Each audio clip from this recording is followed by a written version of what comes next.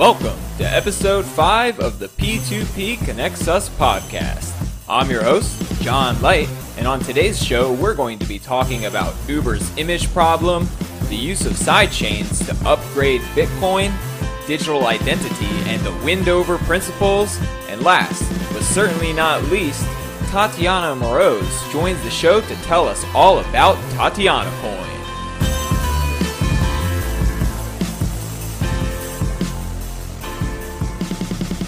Hello, and welcome once again to episode 5 of the P2P Connects Us podcast, a podcast about the politics, technology, and culture of the emerging and growing peer-to-peer economy.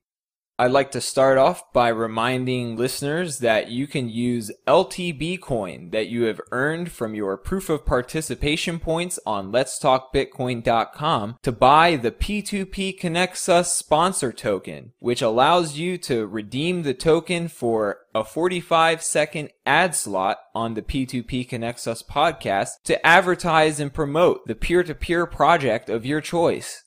To bid on this week's P2P Connects Us sponsor token, just head over to auction.letstalkbitcoin.com to place your bid in LTB coin. I'd also like to remind listeners that you can now listen to the podcast on SoundCloud at soundcloud.com/P2PConnectsUs, and you can also follow the podcast on Twitter at twitter.com/P2PConnectsUs. Thanks a lot to everyone who's followed the show and downloaded and listened on SoundCloud.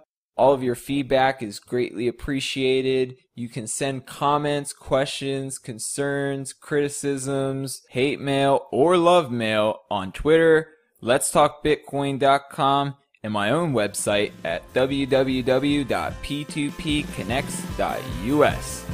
With those announcements out of the way, let's check the news.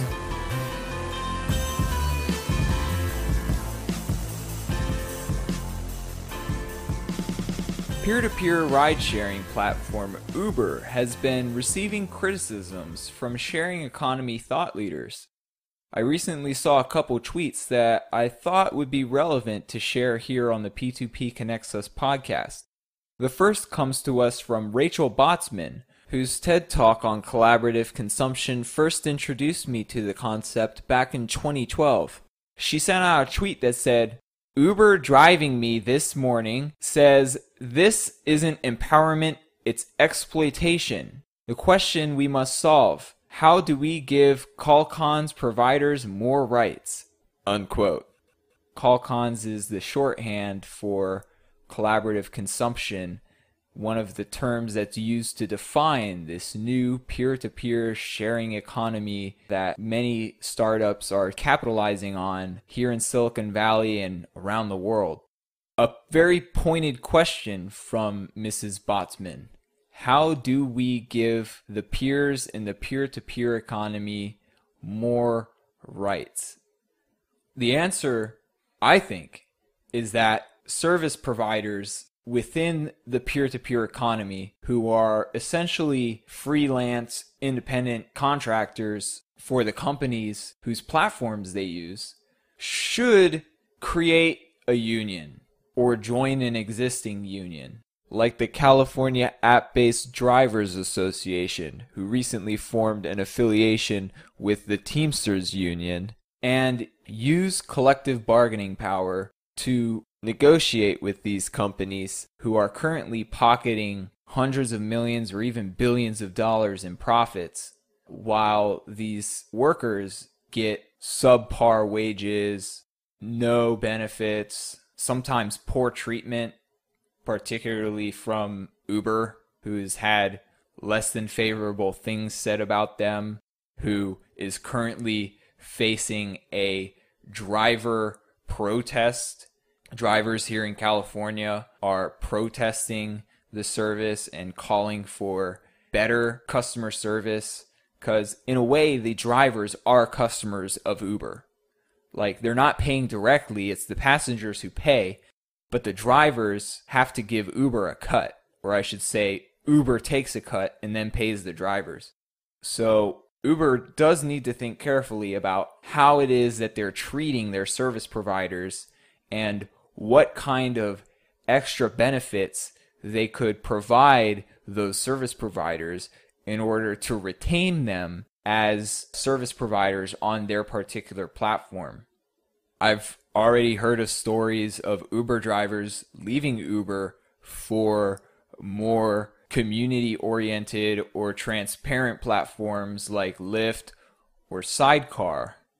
And speaking about community, that gets us to the next tweet, which I would like to point out, from sharing economy commentator April Wren, who says, quote, verbatim convo with Uber management tonight. Quote, we don't care about community, it's money, unquote.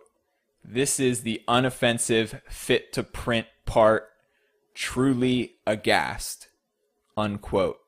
Again, that comment from April Wren, who I recommend following on Twitter, along with Rachel Botsman, both great commentators on this phenomenon, really on the cutting edge, providing meaningful insights and highlighting some of the good actors in this new P2P economy, as well as some of the bad actors in terms of the companies who are creating these platforms.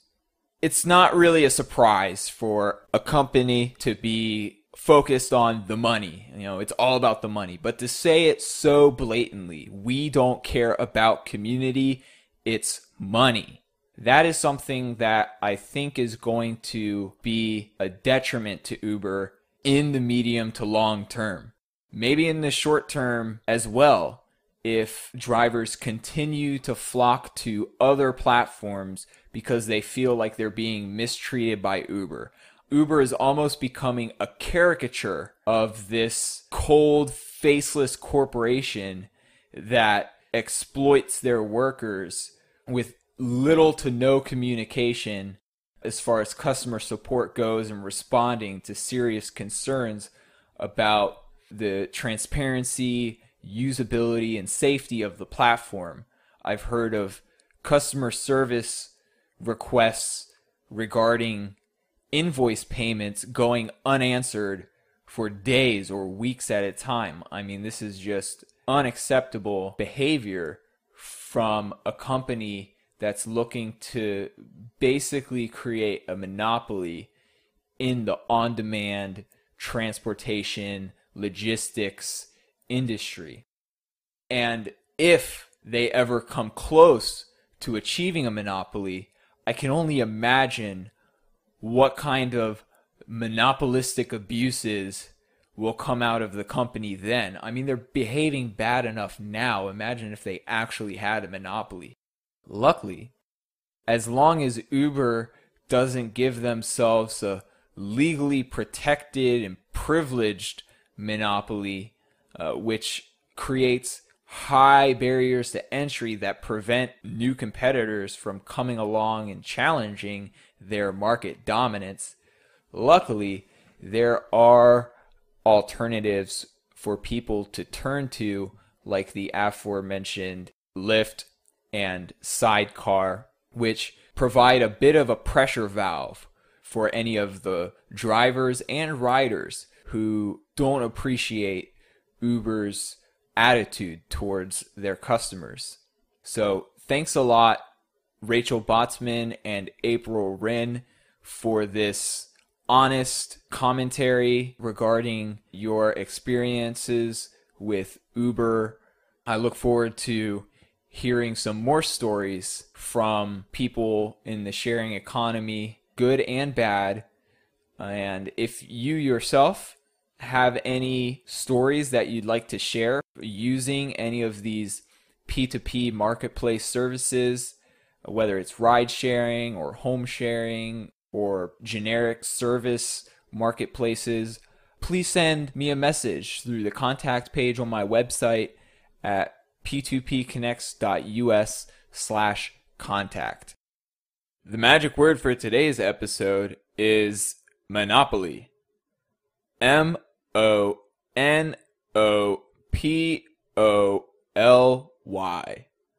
monopoly. Head on over to letstalkbitcoin.com to enter the magic word and claim your share of this week's proof of participation points. Thanks for listening. A team of prominent Bitcoin researchers and developers has released a white paper explaining the details of a proposal to improve Bitcoin called sidechains. Coinbase CEO Brian Armstrong recently sent out a tweet commenting on the paper saying, quote, "Reading the sidechains white paper on a plane. Still reading, but first impressions very good. Likely first significant advance since the Satoshi white paper." Unquote. The abstract of the white paper says, quote, "Since the introduction of Bitcoin in 2009 and the multiple computer science and electronic cash innovations it brought, there has been great interest in the potential of decentralized cryptocurrencies. At the same time, implementation changes to the consensus critical parts of Bitcoin must necessarily be handled very conservatively. As a result, Bitcoin has greater difficulty than other internet protocols in adapting to new demands and accommodating new innovation. We propose a new technology, pegged sidechains, which enables Bitcoins and other ledger assets to be transferred between multiple blockchains.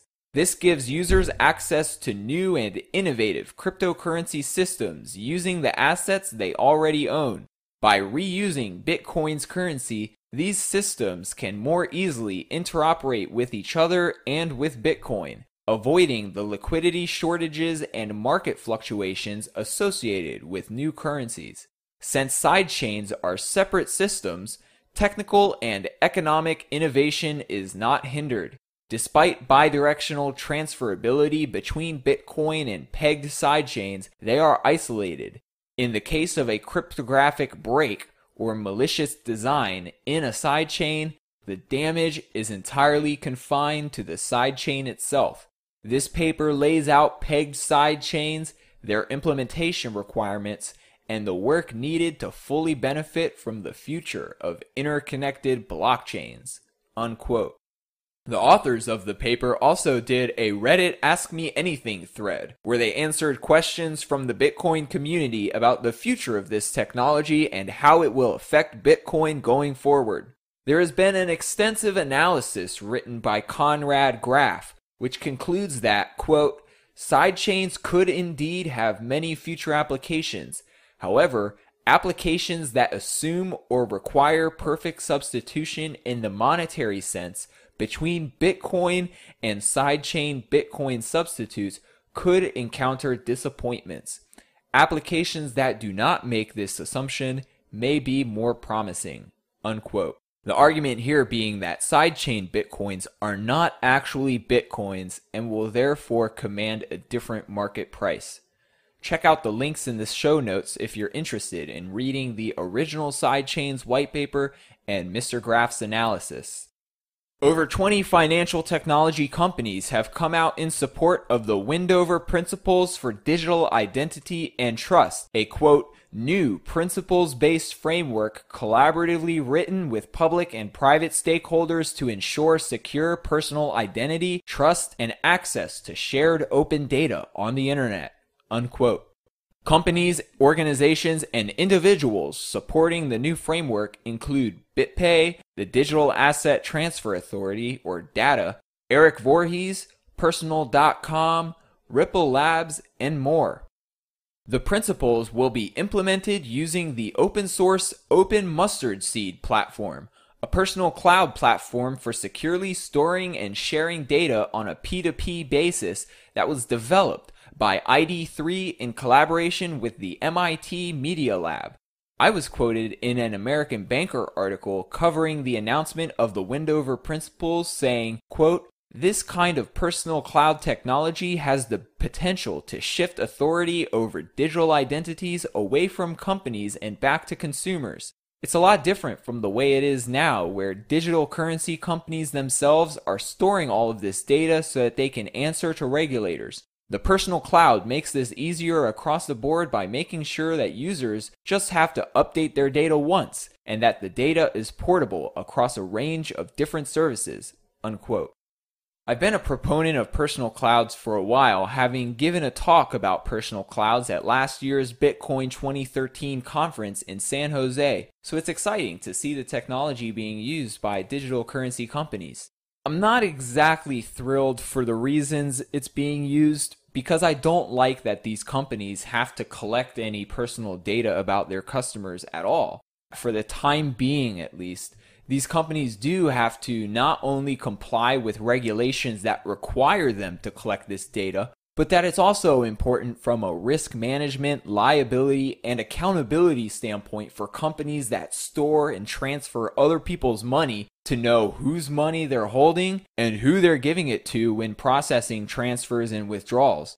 In the future, though, government-issued identity will probably become less important than private key ownership when determining who should have access to what money or services, which is exactly the paradigm that Bitcoin enables today. It's only a matter of time before people stop having to deal with these middleman services at all and are transacting totally peer-to-peer, protecting personal information and financial privacy.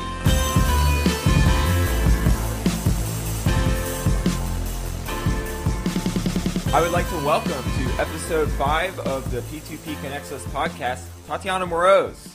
Hello, John. Thanks a lot for coming on the show, Tatiana. For those of you who don't know, Tatiana is a singer, songwriter, creator of the first artist coin, and currently a team member at Bitcoin Magazine. Tatiana, welcome to the show.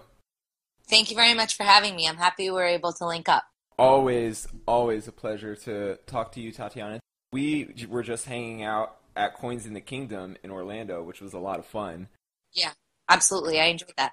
Not Disney so much. Disney was not my favorite place, but the conference itself I really liked a lot. Oh, don't lie. We had a lot of fun on It's a Small World. I gotta say, I really enjoyed the performance that you and your partner gave at the blockchain wedding. That was really interesting.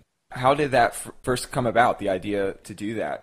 Was it last minute that they brought you in, or were you in it from the start? Well, I think that the whole blockchain wedding got put together sort of last minute. So when I had heard about it, I believe it was Rosalie who had approached me about it, saying that we were doing a blockchain wedding, which is obviously really cool and very innovative, which is stuff that I always like to get involved in. And matters of the heart, of course, are always appealing.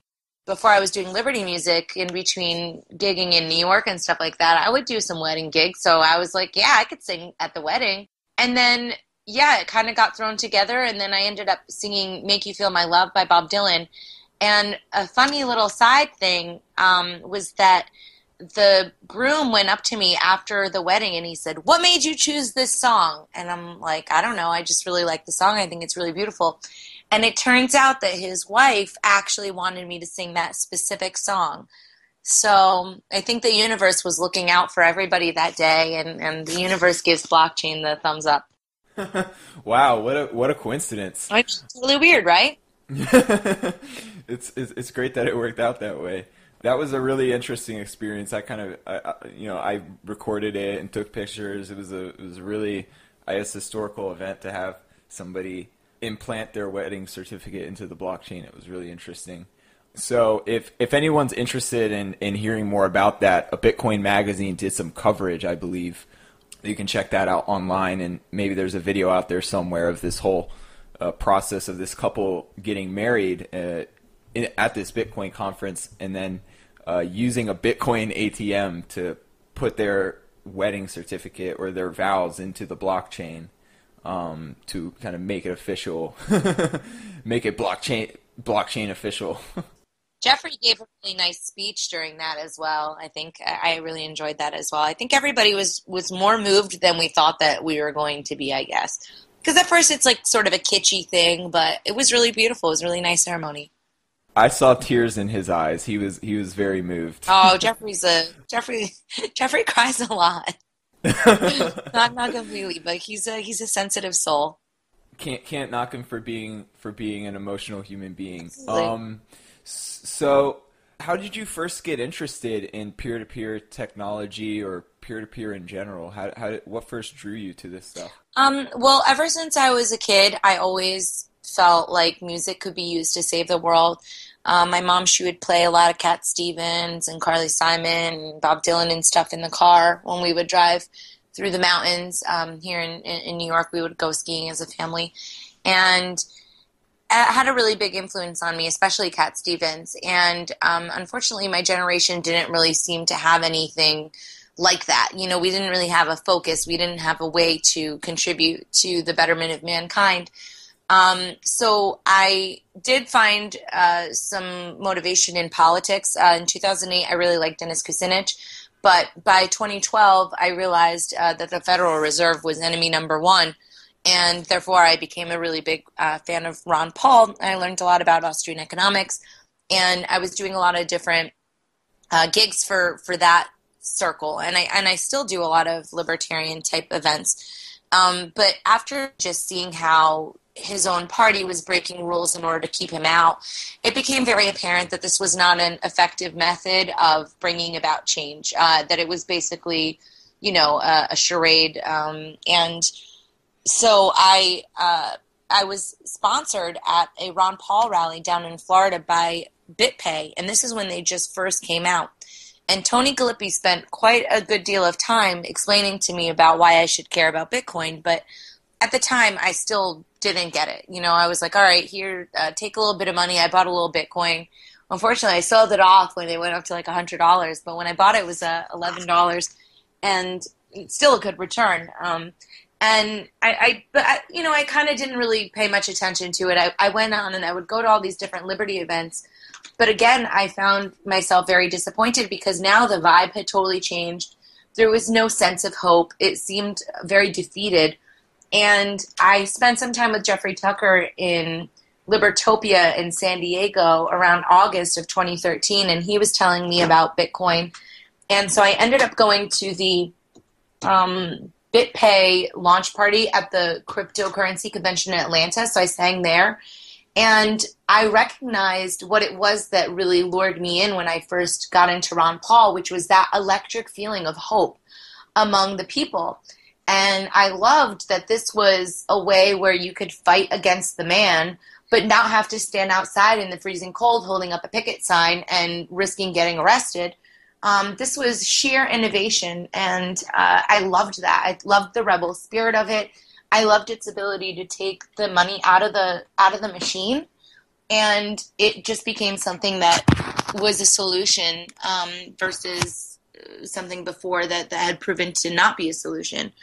I think that politics is great for teaching people things, but another thing that I found difficult when I was trying to spread certain messages through my music or through different conversations, if I said I was a libertarian or if I said I was an ANCAP, people would get really turned off because if their team is Democrats or Republicans or whatever, they automatically have a wall go up.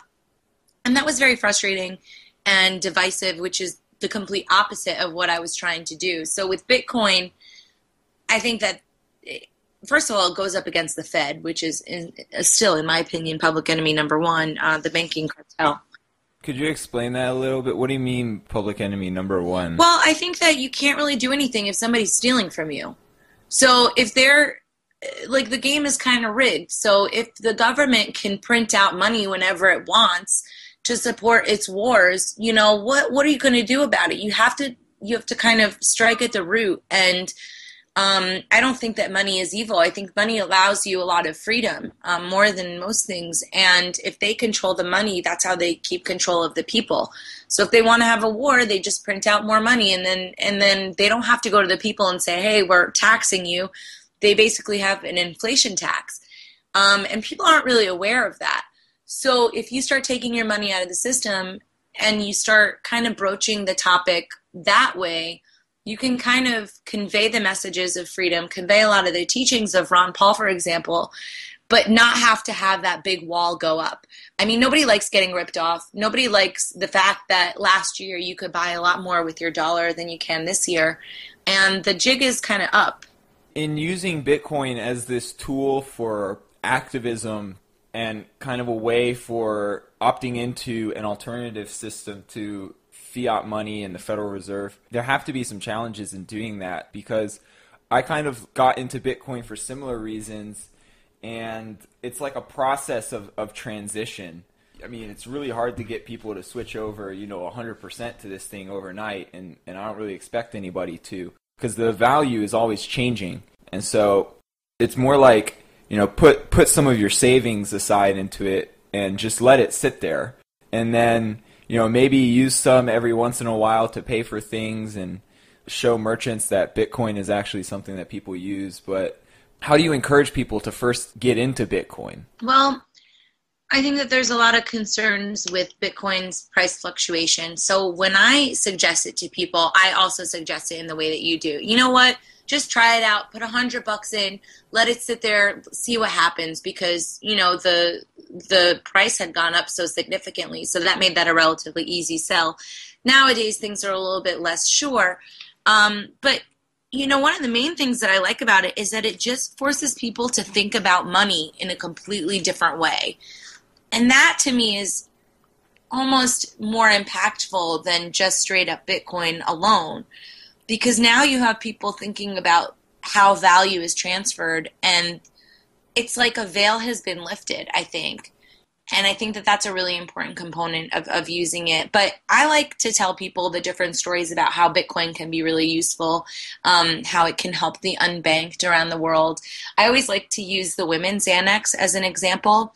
And the Women's Annex is an organization where they pay women for their blog content in Bitcoin. And previously they had been paying them, in regular money, and they would go around Afghanistan, for example. And it's not safe for somebody to go around Afghanistan with a pile of cash. And then when the women have the money, if their family or if their husband or if someone finds that money, they can steal it from them very easily, and then they have bigger problems than just having the money, right? Maybe they'll get beaten or God knows what.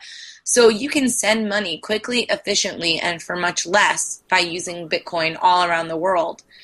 So I think that there's a lot of those stories that have maybe less of a public attention paid to them.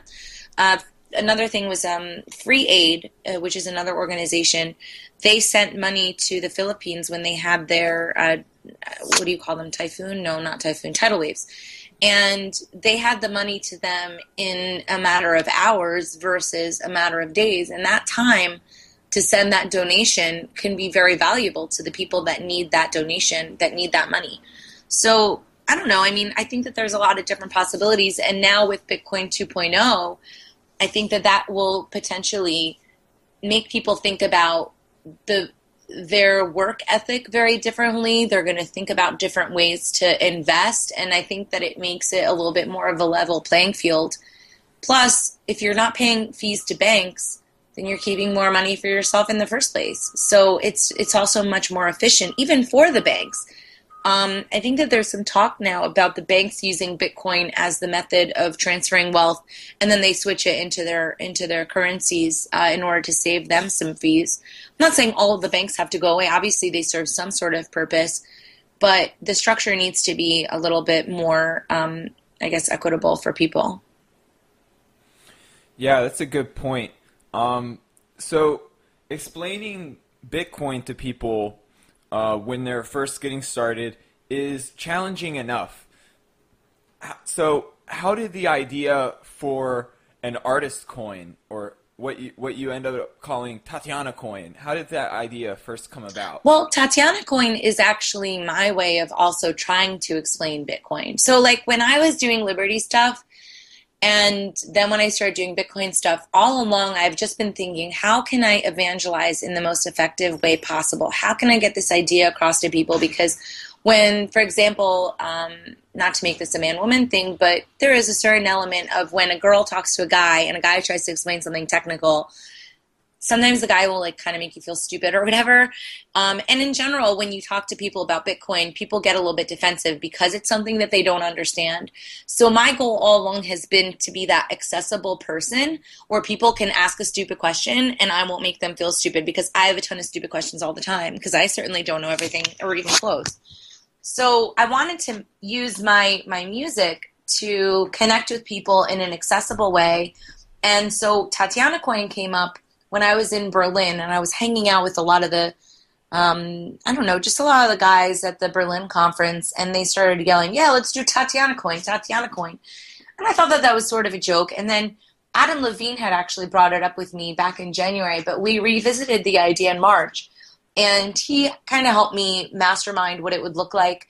I had the help from some folks, the Counterparty guys are who I ended up going with, but I was working with Mastercoin at first, and it was definitely a collaborative effort. My Powers was really awesome, and My Powers sort of serves the function of being the Indiegogo type platform. And I just thought that, you know, Bitcoin isn't that fun, but music is usually really fun. So more people care about music than they do about finance or learning about alternative currencies. So why not use Tatiana coin as a little bit of a teaching tool? And I didn't really mind being the experimental guinea pig. I think that that's an honor for me, especially because I had such great people that I was working with to boot. You know, the guys and gal, Lisa was also helping me with that, Lisa Cheng. They were really helpful and supportive. And it wasn't easy, especially because, you know, we were trying things out for the first time. So the initial model that we went with was like an auction model. So we created 3 million coins that are backed by the value of the content that I create, right? Or that I will create in the future. And every day people would bid on 100,000 coins. So if it was a slow day, they would get more coin. And if it was a day where a lot of people were bidding, they would get less. And that would have worked, I think, for a different type of product. But for me, because it was such a new thing, and because my fan base isn't strictly crypto people, I decided to change it and make it more of a vending machine model. So this way, I don't have this huge time pressure. You know, I raised a decent amount of money in the beginning. I'm currently recording my third album at Premier Studios in New York, which is the first recording studio that I know of, main recording studio to take Bitcoin. So we set them up with BitPay. And so now I'm doing, you know, my album funded completely on Tatiana coin. But I think that that's just the first step, because now when I create video content of me in the studio talking about it, that gives people like a real life example versus me trying to explain it. And then they get it, quote unquote, a little bit more. And even if they don't get the Bitcoin part, they still like the music. So now they're, I think, more open-minded about it. And I think that that was kind of one of my driving forces, was to look at this more as a long-term project versus an immediate funding solution. And I'd like it to be something that other artists adopt in order to keep in touch with their fans and to give their fans motivation to spread the word about me. So, for example, well, not about me, but you know what I mean. Like if somebody buys Tatiana coin and they really like what I'm doing, the more people that they tell, the more in demand Tatiana coin will be, and then they'll get money. You know, the initial investment will go up, and they could sell that Tatiana coin to somebody and make a little profit. I think it really brings me a lot closer to the fans, and I think that this could potentially be the future of what the music industry looks like. There are a lot of things there that could be utilized. Yeah, it seems like a really cool idea. So what exactly is Tatiana coin backed by? You mentioned it's kind of backed by future work that you do, future recordings and performances and the like. Could you actually explain what exactly people are buying when they buy a Tatiana coin? If you are a Tatiana coin holder, you get access to the stuff that I don't make available to the public until later.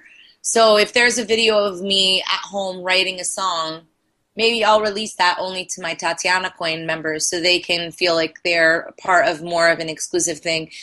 They can get time with me. So if they want to do a Skype or an interview, or if they want to, you know, go out to dinner after a conference with me and some of my Bitcoin friends or whatever, or if I do any kind of special events, for example, if I did a party at the studio, they would be able to get into that, and they can cash in their Tatiana coin for that.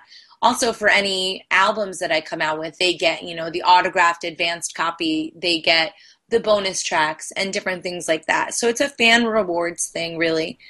And yeah, I mean, I think it's backed by whatever it is that I'm going to create. And this kind of ties back to the idea of work ethic, right? I think that a lot of times people are slackers at their workplace. But if people start creating coins, if you don't deliver what you say you're going to do, your coin is going to go down in value. So I think that by being a Tatiana coin, I get to have more motivation to make sure that I'm delivering what I say I'm going to do. And I think that this is something that could be applied across the board to other people that try and do a coin going forward. Like if you do a bad job, your coin's going to suck. So you have to do a good job. And then your coin will go up in value. I mean, it's like a way of almost rating people on how their output is compared to their promise. Do you think that there is a ceiling on the price of the coin in the sense that, like, if your coin goes from, what's it trading at right Oh, now? I don't know. I haven't looked. It was like 5 cents or something when we started selling it on the thing on the vending. Okay, so imagine that you get a huge influx of fans because your next album is just so amazing that it just goes viral and you go platinum and all of the best things that you could imagine happen, and your coin goes from like 5 cents to $50 or something like that. But you have a fixed supply of these coins, so you have, say, maybe a fan base of 10 to 50,000 now, and it goes up to, 500,000 to 1 million fans or something. And they're all trying to go after this limited supply of coins. Does the amount of coins that people have to use to trade in for these extra rewards go down if the price goes up? I think so. So, like, right now, people would have to use 100 coins to get a free CD or a free concert ticket, and if the dollar value goes up, you adjust the amount of coins that they need to get the rewards accordingly. Yeah, I think that makes sense. I mean, again, this is something that like we're just kind of starting out. So even though Yeah. the initial launch has happened, I don't know if we haven't seen the full spectrum of what's going to end up happening, Right. And also I think that now when I start, I just started, for example, for Bitcoin Magazine, I started doing a lot of video interviews and stuff. So I interviewed Lynn Ulbricht yesterday or 2 days ago. I did an interview with Julia Transky. I interviewed Adam from Counterparty. And I'm also doing some music Bitcoin interviews. So I'm interviewing artists and people in the industry that I think are interesting and asking them what they think about Bitcoin. So I think that the more that people see that, they're going to want to continue to support the project. And then when the album comes out, that's going to be really the first time where people are actually going to be able to buy something with Tatiana Coin. And really, I mean, it's a lot of work. That's the one thing I will warn people when trying to do a coin. It's not nearly as easy as you would think it is.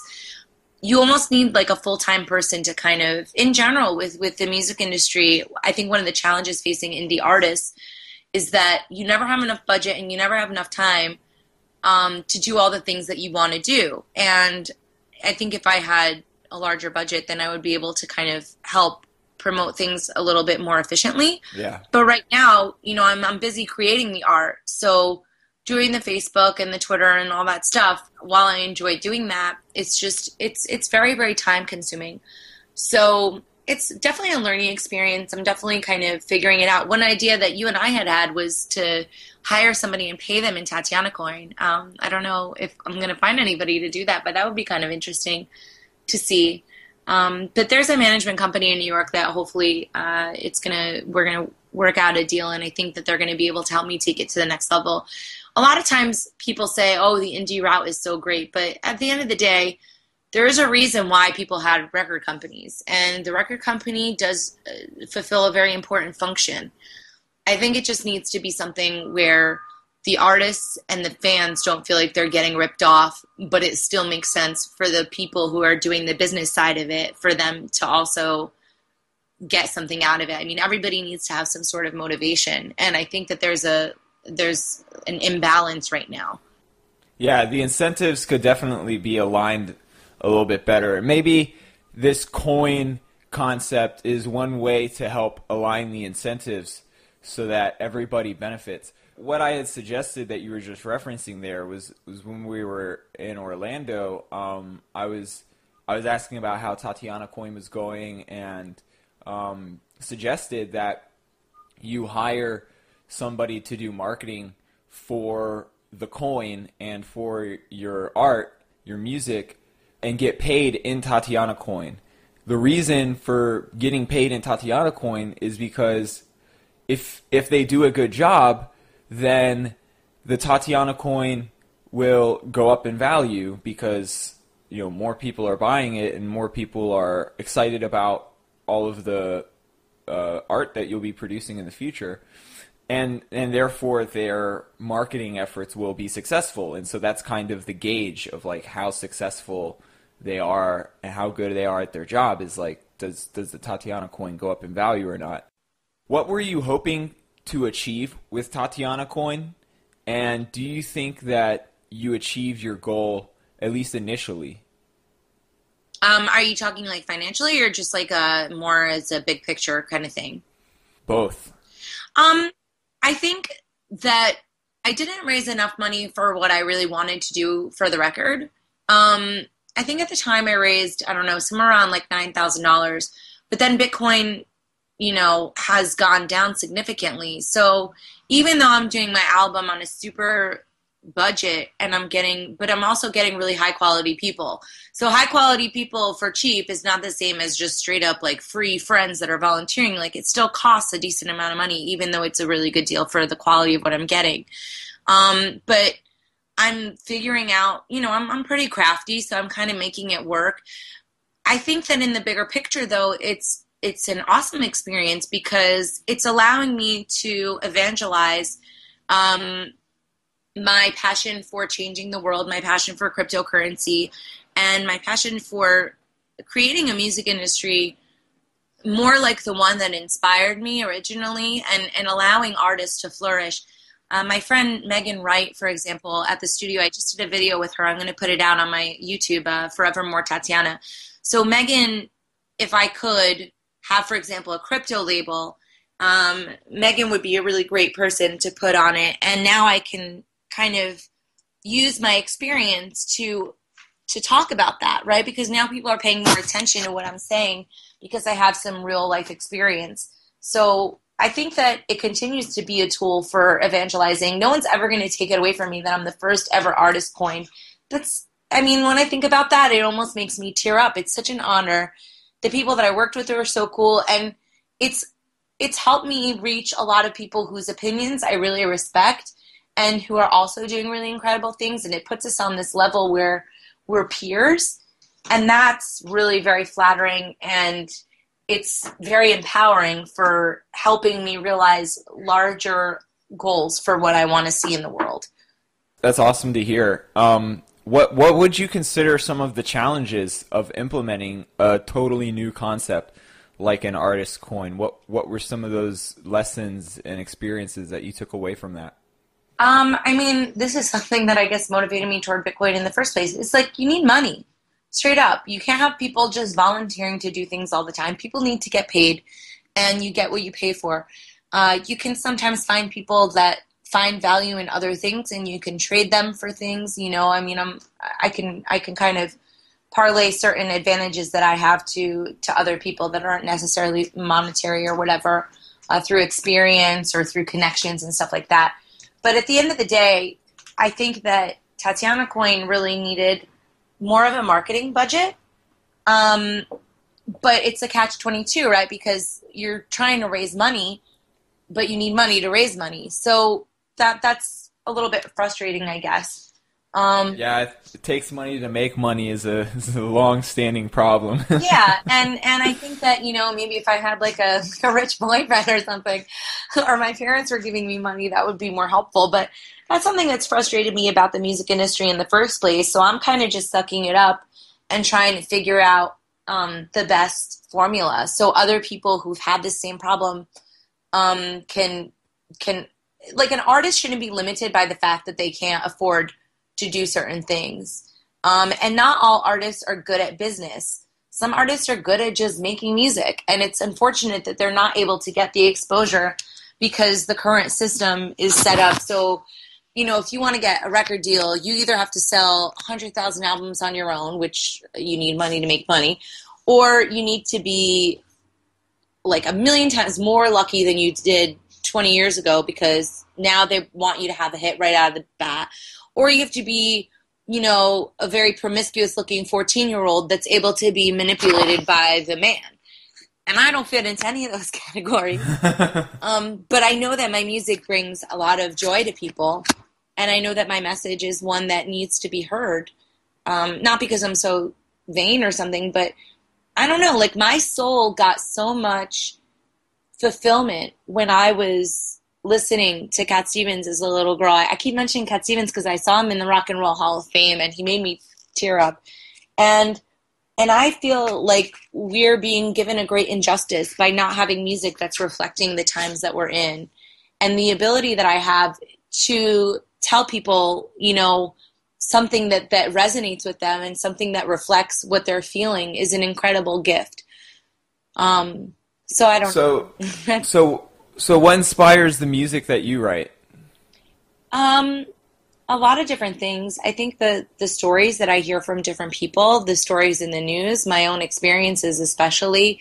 I don't always write about politics. I don't always write about Bitcoin. This next record, I actually have a song about the Silk Road, because I think that the Free Ross case is, just a small piece of a much larger problem. The drug war has ruined the lives of so many people around the world, and it continues to do so. And then there's just more like love stories, and this was a year where I had a lot of very bad things happen to me.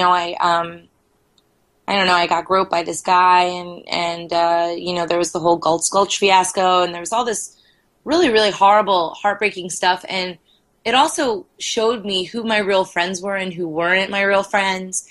And it also showed me a lot of the shortcomings in the liberty movement and how really, even though we have these lofty ideals, there's not only good people there, like a lot of people can be very disappointing and they can be scammers and they could be just inconsistent with the values that they espouse. So a lot of stuff like that went into my music. There's a song, Keep the Faith, which I'm going to put out probably as the title of the album also. I think that it's not always easy to do that. So I hope that my music will resonate with people who've also had those same experiences. And just from things that I've posted on Facebook, complaining about something, sometimes I'll be, I guess, vulnerable on Facebook, which is always a weird experience. But it seems like a lot of my experiences resonate with people, and they've also had similar ones. So I love the ability to take something bad and turn it into something good. And for that, I'm very grateful, and that record being, funded by my fans and by people who believed in this concept, I think that really binds me to them, in a really unique way. And it's a longer term thing than Indiegogo or Kickstarter because you kind of forget about that person afterward.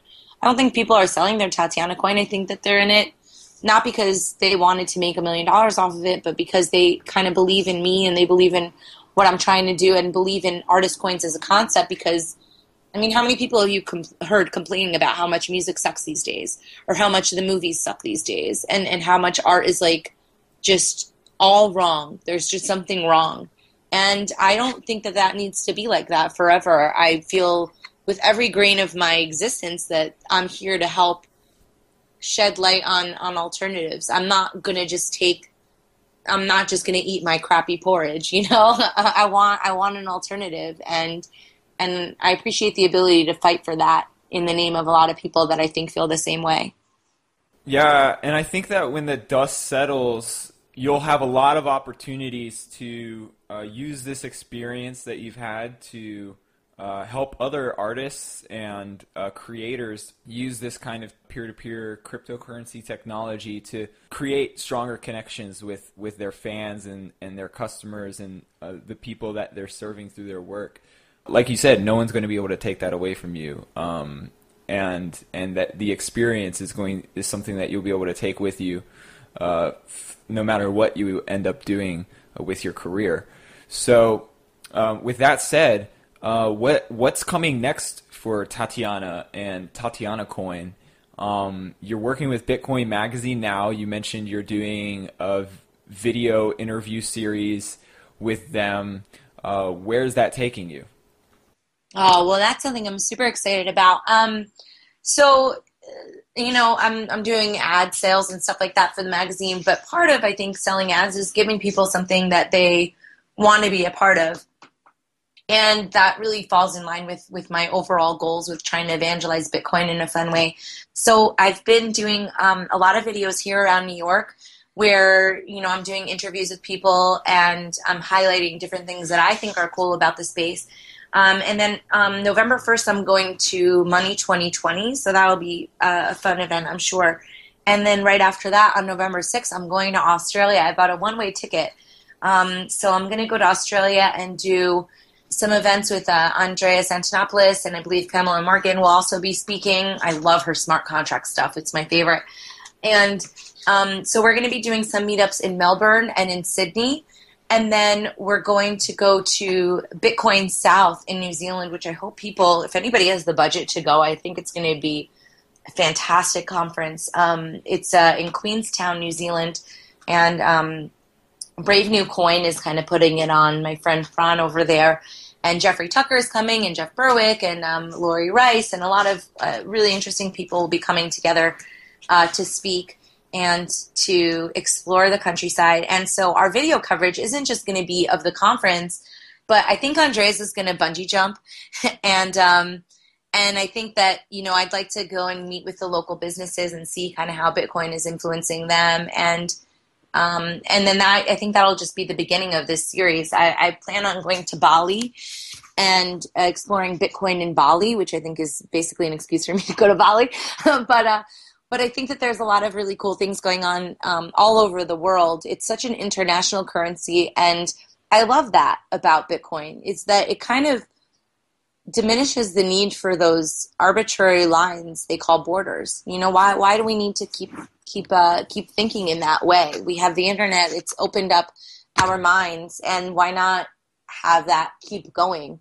So yeah, I have a really good life right now. It sounds like it. It's really, my family isn't always the most supportive. My mom's like, why aren't you married? And, why don't you have children and all this stupid stuff? And I mean, yeah, I want love and all that. And it is important to me. But in the meantime, I'm getting to do something I think that's really, truly original and that not many people have a chance to do. So I feel, I'm not really a religious person, but I do feel blessed in that. Plus, I've been working really, really hard for many years to get there. So there's a certain sense of accomplishment now that I'm able to do a lot of this stuff, and that I'm getting the support of people, of my peers, and people that I really respect. Yeah, it seems pretty successful to me by any measure. I think it's really awesome that you're able to be afforded this opportunity to travel to all of these really cool places, and I hope you have a really amazing time down under. Yeah, I'm going to just be men at work the whole time. Yeah.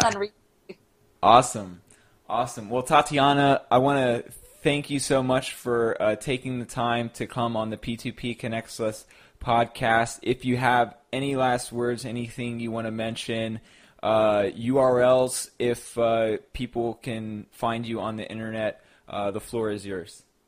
Oh, sure. Well, thank you very much for having me. I always like talking with you. You're not going to New Zealand, are you?